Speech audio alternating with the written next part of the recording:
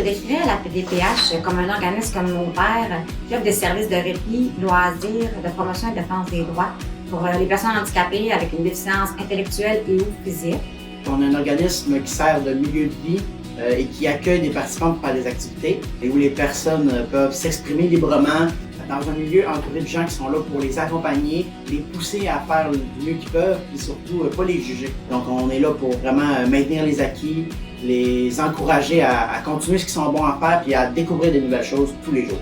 Bien, nous, à la PDPH, nos services sont divers et variés. Nous offrons un service 4 jours semaine qui s'appelle le SAV, qui vise à valoriser les membres et à maintenir les acquis, à les pousser chaque jour. On offre des activités là, de loisirs, donc les arts, de la danse, du chant, de l'impro. Et nous avons la discothèque une semaine sur 2.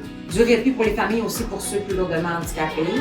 On a aussi nouvellement depuis septembre une maison de répit, la maison La Bonté. Et on a également des jeux ludiques qu'on va commencer bientôt, un vendredi sur 2, pour les personnes avec un handicap physique et la communauté. Donc, c'est pour être inclusif. Nous avons aussi un camp de jour adapté l'été, 2 sortes de camps. Un pour les enfants ou plus lourdement handicapés qui sont dans nos locaux.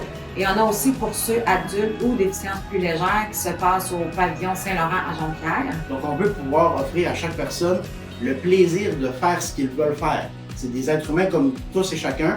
Il y a des choses qu'on aime faire, des choses qu'on n'aime pas faire. Donc, en offrant une variété d'activités, on se permet que tout le monde puisse faire quelque chose qu'ils aiment à la PDPH. Je vois mes chums, mes amis, ici, j'aime ça, venir ici.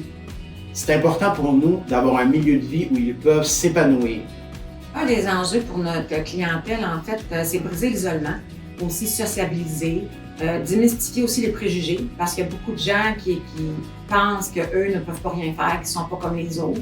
C'est pas parce que la personne a une déficience, un handicap, que c'est pas un être humain génial et que si vous apprenez à les connaître, à être ouvert pour les gens, vous allez découvrir des personnes en or. Les personnes handicapées veulent être comme tout le monde, elles sont comme tout le monde. Allez les voir, allez vers eux. Ce qu'ils aiment, c'est qu'on leur parle, qu'on fait comme si qu'il n'y avait pas de différence. Puis eux, ils sont heureux toujours de voir des beaux sourires et de se faire dire « Bonjour, ça va? » Les intervenants sont gentils, sont fins, sont bien smart.